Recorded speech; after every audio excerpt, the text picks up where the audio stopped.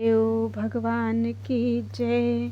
प्यारे कृष्ण कन्हैया लाल की जय। श्री कूर्म पुराण 10वां अध्याय। विष्णु द्वारा मधु तथा कैटभ का वध, नाभि कमल से ब्रह्मा की उत्पत्ति तथा उनके द्वारा शनकादि की सृष्टि, ब्रह्मा से रुद्र की उत्पत्ति, रुद्र की अष्टमूर्तियों 8 नामों तथा 8 पत्नियों का वर्णन, रुद्र के द्वारा अनेक रुद्रों की उत्पत्ति तथा पुनः वैराग्य ग्रहण करना, ब्रह्मा द्वारा रुद्र की स्तुति तथा महात्म्य वर्णन, रुद्र द्वारा ब्रह्मा को ज्ञान की प्राप्ति, महादेव का त्रिमूर्ति तत्व और ब्रह्मा द्वारा अनेक प्रकार की सृष्टि। श्री कूर्म ने कहा, महेश्वर देव के अपने निवास स्थान पर चले जाने के बाद पितामह ब्रह्मा भगवान विष्णु की नाभि से उत्पन्न उसी विशाल सुंदर कमल पर रहने लगे। एक लंबा समय व्यतीत हो जाने पर वहां अतुलित शक्ति वाले मधु तथा कैटभ नामक 2 असुर आए, जो परस्पर भाई थे। देवों के भी देव, सारंगधारी भगवान विष्णु के कान से उत्पन्न तथा विशाल पर्वत के समान शरीर वाले और महान क्रोध से आविष्ट उन दोनों मधु कैटभ को आया हुआ देखकर अजन्मा विभु ने नारायण से कहा, ये दोनों असुर तीनों लोकों के लिए कंटक हैं, आप इन्हें मारें। उनके इस वचन को सुनकर प्रभु नारायण हरि ने उन दोनों का वध करने के लिए जिष्णु तथा विष्णु नामक 2 पुरुषों को आज्ञा दी। हे ब्राह्मणों, उनकी आज्ञा से उन विष्णु तथा जिष्णु से उन दोनों मधु कैटभ असुरों का महान युद्ध हुआ। विष्णु ने कैटभ को जीता और जिष्णु ने मधु को जीता। तदनंतर स्नेह से आविष्ट मन वाले हरि ने कमल के आसन पर आसीन तथा जगन्नाथ पितामह से मधुर वचन कहा, प्रभु, मेरे कहने से आप अब इस कमल से नीचे उतरें। तेजोमय बहुत भारी आपको ढोने में मैं असमर्थ हूँ। तब विश्वात्मा ब्रह्मा नीचे उतरे और चक्र धारण करने वाले विष्णु की देह में प्रविष्ट होकर वैष्णवी निद्रा को प्राप्त हो गए। इस प्रकार विष्णु से उनकी एकात्मता हो गई। तब हजारों सिर तथा हजारों नेत्र वाले और शंख चक्र एवं गदा धारण करने वाले वे नारायण नाम वाले ब्रह्मा जल में सो गए। उन्होंने बहुत समय तक परमात्मा के अनादि अनंत आत्म स्वरूप ब्रह्म संज्ञक अद्वैत आनंद का अनुभव किया। तदनंतर प्रभात काल होने पर योगात्मा देव चतुर्मुख होकर और वैष्णव भाव का आश्रय ग्रहण कर उसी प्रकार की वैष्णवी सृष्टि करने लगे। उन देव ने सर्वप्रथम पूर्वजों के भी पूर्वज सनंदन, सनक, ऋभु, सनत कुमार तथा सनातन को उत्पन्न किया। सुख दुख आदि द्वंद्व एवं मोह आसक्ति से सर्वथा शून्य एवं परम वैराग्य भाव में स्थित इन सनक आदि ऋषियों ने परम तत्व को जानकर सृष्टि कार्य में अपनी बुद्धि नहीं लगाई। उन सनकादि के इस प्रकार के लोक सृष्टि से सर्वथा निरपेक्ष भाव को देखकर पितामह ब्रह्मा परमेष्ठी परमात्मा जनार्दन की माया से मोहित हो गए। तब जगन्मूर्ति पुराण पुरुष जनार्दन ने नाभि कमल से उत्पन्न अपने पुत्र ब्रह्मा का मोह नष्ट करने के लिए उनसे कहा। विष्णु बोले, कहीं आप शूलपाणी सनातन देव को भूल तो नहीं गए? उन शंकर ने अपने को आपके पुत्र रूप में होने की बात कही थी। गोविंद से चेतना प्राप्त कर पद्मयोनि पितामह प्रजा की सृष्टि करने की इच्छा से परम दुष्चर तप करने लगे।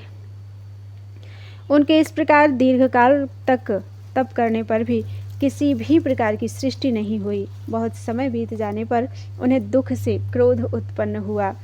क्रोधाविष्ट उनके नेत्रों से आंसू की बूंदें गिरी। तब उन आंसुओं की बूंदों से भूत प्रेत उत्पन्न हुए।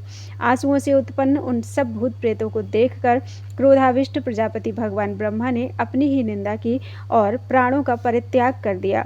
तदनंतर प्रभु के मुख से हजारों सूर्य के समान देदीप्यमान तथा प्रलयकालीन अग्नि के सदृश प्राणमय रुद्र प्रकट हुए। देवों के भी देव स्वयं से उच्च स्वर में घोर रुदन करने लगे। तब रुदन करते हुए उनसे ब्रह्मा ने मत रो इस प्रकार से कहा, तुम रुदन के कारण रुद्र इस नाम से संसार में प्रसिद्धि प्राप्त करोगे।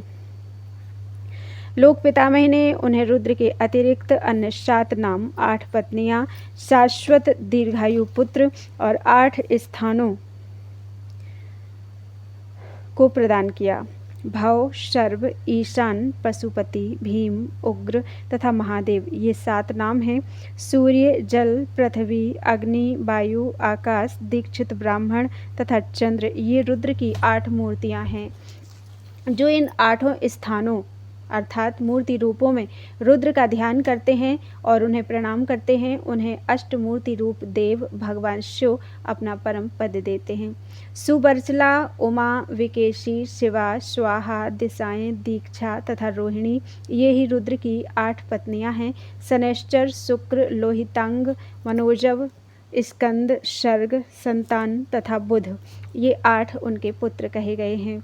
इस प्रकार के देवाधिदेव भगवान महेश्वर ने प्रजा धर्म एवं काम का परित्याग कर वैराग्य का आश्रय ग्रहण किया। उस शाश्वत परम अमृत रूपी अक्षर ब्रह्म का आस्वादन कर और आत्मा में आत्म तत्व का आधान कर वे ईश्वर भाव में स्थित हो गए। ब्रह्मा के द्वारा प्रजा की सृष्टि करो, इस प्रकार का आदेश प्राप्त कर नील लोहित शिव ने मन से अपने ही समान रुद्रों की सृष्टि की। प्रभु ने सैकड़ों करोड़ जटाजूट धारण करने वाले भय रहित नीलकंठ पिनाकपाणी हाथ में त्रिशूल धारण किए सृष्टिघ्न महान आनंद स्वरूप 3 नेत्र युक्त जरा मरण से रहित विशाल वृषभों को वाहन रूप में स्वीकार करने वाले सर्वज्ञ तथा बीतराग रुद्रों को उत्पन्न किया।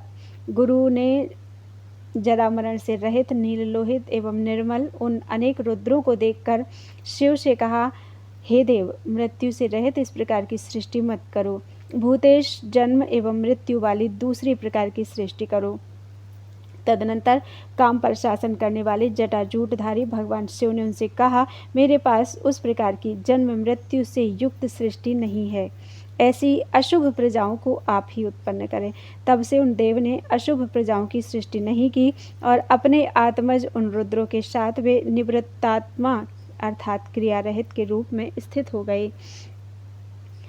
इसी कारण देवों में देव उन शूलधारी शंकर का स्थाणुत्व हुआ, अर्थात वे स्थाणु इस नाम से प्रसिद्ध हो गए। स्थाणु में ठूंठ की तरह निष्क्रिय होने से शिव को स्थाणु कहा गया है। भगवान शंकर में ज्ञान, वैराग्य, ऐश्वर्य, तप, सत्य, क्षमा, धृति, सृष्टत्व, आत्मज्ञान तथा अधिष्ठातृत्व ये 10 अव्यय शाश्वत गुण सदा प्रतिष्ठित रहते हैं। ये पिनाक धारण करने वाले शंकर ही साक्षात परमेश्वर हैं। तदनंतर प्रीति से विकसित नेत्र वाले भगवान ब्रह्मा ने 3 नेत्रों वाले देव को मानस पुत्रों के साथ देखा। ब्रह्मा ने अपनी ज्ञान दृष्टि से ईश्वर संबंधी परात्पर भाव को जानकर जगत के एकमात्र स्वामी भगवान शंकर की अपने मस्तक पर हाथों की अंजलि बांधकर स्तुति की। ब्रह्मा ने कहा, महादेव आपको नमस्कार है, परमेश्वर आपको नमस्कार है, शिव को नमस्कार है, ब्रह्म रूपी देव को नमस्कार है, महेश आपको नमस्कार है, शांति के मूल हेतु आपको नमस्कार है, प्रधान पुरुषेश आपको नमस्कार है तथा योगाधिपति आपको नमस्कार है। काल, रुद्र, महाग्रास तथा सूली को नमस्कार है। हाथ में पिनाक नामक धनुष धारण करने वाले आपको नमस्कार है। 3 नेत्र वाले आपको बार बार नमस्कार है। त्रिमूर्ति स्वरूप आपको नमस्कार है। ब्रह्मा के उत्पत्तिकर्ता आपके लिए नमस्कार है। ब्रह्म विद्या के अधिपति और ब्रह्म विद्या प्रदान करने वाले आपको नमस्कार है। के रहस्य रूप को नमस्कार है। काल के भी काल आपको नमस्कार है। वेदांत सार के भी सार को नमस्कार है। वेदांत मूर्ति को नमस्कार है। शुद्ध बुद्ध स्वरूप को नमस्कार है। योगियों के गुरु को नमस्कार है। शोकों से रहित विविध भूतों से घिरे हुए आपको नमस्कार है। ब्रह्मण्य देव को नमस्कार है। ब्रह्माधिपति के लिए नमस्कार है। त्रिलोचन परमेष्ठी देव को नमस्कार है। दिगंबर आपको नमस्कार है। मुंड की माला एवं दंड धारण करने वाले आपको नमस्कार है। अनादि तथा मल रहित शुद्ध रूप ज्ञानगम्य आपको नमस्कार है। तारक एवं तीर्थ रूप आपको नमस्कार है। योग विभूतियों के मूल कारण को नमस्कार है। धर्माचरण के द्वारा प्राप्य योग गम्य आपको नमस्कार है। निष्प्रपंच को नमस्कार है। निराभास आपको नमस्कार है। विश्वरूप ब्रह्म परमात्मा को नमस्कार है। जगन्मय आपके द्वारा ही यह संपूर्ण जगत रचा गया है। आप में ही यह संपूर्ण प्रतिष्ठित है और आप ही प्रधान आदि समस्त विश्व का संहार करते हैं। आप ईश्वर, महादेव, परब्रह्म, महेश्वर, परमेष्ठी, शिव, शांत, पुरुष, निष्कल तथा हर हैं। आप अक्षर, परम ज्योति हैं। आप काल तथा परमेश्वर हैं और आप ही प्रधान पुरुष, प्रकृति तथा अनंत हैं। भूमि, जल, वायु, अग्नि, आकाश एवं अहंकार ये जिसके रूप हैं, उन ब्रह्म संज्ञक आपको नमस्कार करता हूँ। द्युलोक जिनका मस्तक है, पृथ्वी पैर हैं, दिशाएं जिनकी भुजाएं हैं और आकाश जिनका उदर है, उन विराट पुरुष को मेरा प्रणाम है, जो अपने प्रकाश से समस्त दिशाओं को प्रकाशित करते हुए विश्व को अपेक्षित उष्णता प्रदान करते हैं। उन नित्य ब्रह्म तेजोमय स्वरूप को, सूर्य रूप को नमस्कार है, जो अपने रौद्र तेजोमय शरीर से देवताओं को हव्य तथा पितरों को कव्य पहुँचाते हैं। उन अग्निस्वरूप देव को नमस्कार है, जो अपने तेज से संपूर्ण जगत को नित्य संतृप्त करते हैं और देवता समूह के द्वारा जिनका पान किया जाता है। उन सोम रूप चंद्रदेव को नमस्कार है, जो संपूर्ण प्राणियों का भरण पोषण करती है और जो सभी प्राणियों के भीतर सदा विचरण करती है। ऐसी वायु रूपात्मक माहेश्वरी शक्ति आपको नमस्कार है, जो प्राणियों को अपने अपने कर्मों के अनुसार इस संपूर्ण जगत की सृष्टि करते हैं। उन अपनी आत्मा में प्रतिष्ठित चतुर्मुखात्मक ब्रह्मा को नमस्कार है, जो अपने आत्मा में प्रतिष्ठित अनुभूति रूप योग से प्रेरित माया द्वारा संपूर्ण विश्व को आवृत कर शेषनाग की शैया पर शयन करते हैं। उन विश्वात्मा को नमस्कार है, जो 14 भुवनों वाले ब्रह्मांड को नित्य अपने सिर पर धारण किए रहते हैं और जो सभी के आश्रय हैं। उन शेषात्मा को नमस्कार है, जो महाप्रलय काल में दिव्य एवं एकमात्र साक्षी रूप परमानंद का आस्वादन करते हुए नृत्य करते हैं। उन अनंत महिमा वाले रुद्रात्मा को नमस्कार है, जो ईश्वर सभी प्राणियों के भीतर नियंता के रूप में प्रतिष्ठित रहते हैं। उन सर्व साक्षी देव और उनके शरीर रूपी देव को मैं नमस्कार करता हूँ। निद्रा रहित श्वास को जीतने वाले संतुष्ट तथा समदर्शी योगी जन समाधि में जिस ज्योति या प्रकाश का दर्शन करते हैं, उन योगात्मा को नमस्कार है।